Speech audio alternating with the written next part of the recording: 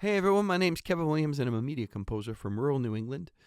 Today we're going to take a look at a short, creepy cue I composed using only the Native Instruments Scene Nightshade library, along with some stock effects from my DAW.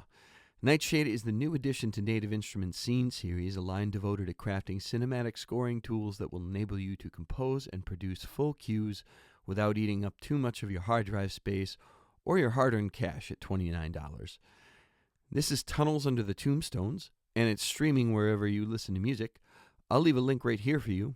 But while we're talking, please don't be afraid to like and share this video and subscribe to my channel. Looking under the hood at it, you can see there's only 8 tracks, each named after the patch of the instrument that I've used, just the presets. Each track is heading into a bus that's got some compression and EQ. The pads have some light reverb happening here. And I've got some tape delay happening because I'm a really big fan of tape delay, especially when composing darker stuff. You can also see that I have some automation on the tracks as well.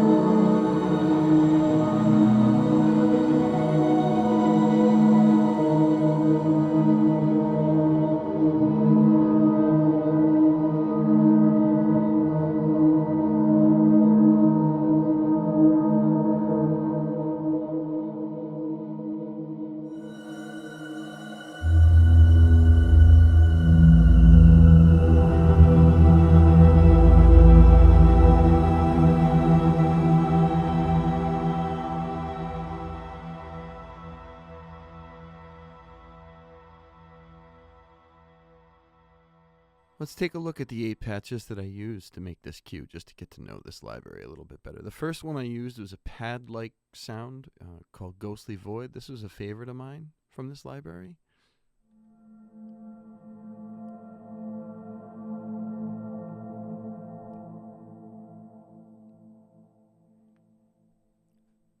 That, along with Devotion, is the first thing that you're going to hear. These are just long tones that come in.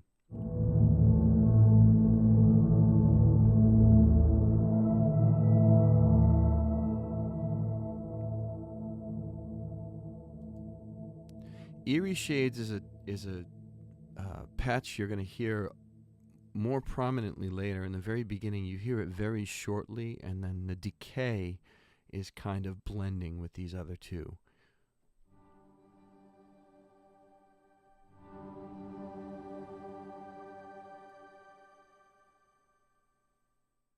Ominous Rhythm is going to come in a little bit later, kind of as a bass with a little bit of movement.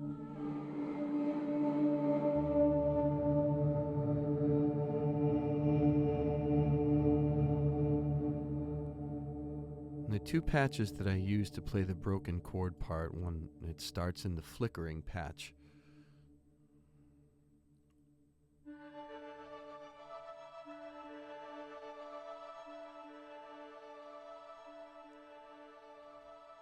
You can hear there's a time delay on that too.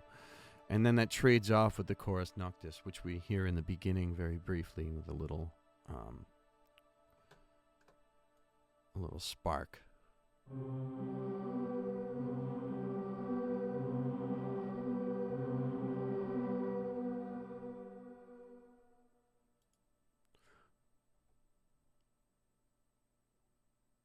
Drift-worn is the preset that I just create a rhythmic pulse with. It's very subtle.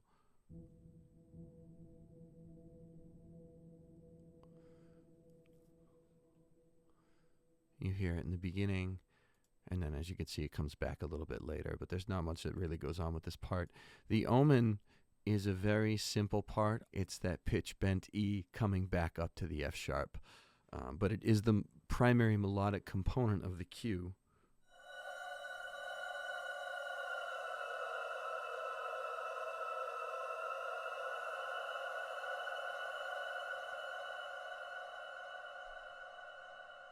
It's also worth noting that there's also a tape delay from my DAW on this as well. Some of the patches, like Ghostly Void, Eerie Shades, and Chorus Noctis, I found myself gravitating towards when using the library in some other settings as well after completing this cue. So I definitely had some favorites that turned out to be immediately useful tools for me. After really getting to know the library, I found that just a piano and strings added to the template really increased the creative mileage I could get out of Nightshade. Alternatively, though, I'm sure some of the modular synth gurus out there would love blending these in with some outboard analog gear for a contemporary take on the classic slasher sound.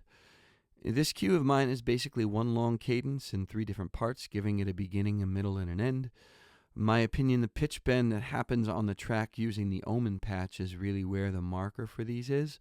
I established the harmony early with a blend of long tones from Devotion and Ghostly Void, and short notes cluing you into some of the character that comes in more confidently as the piece develops.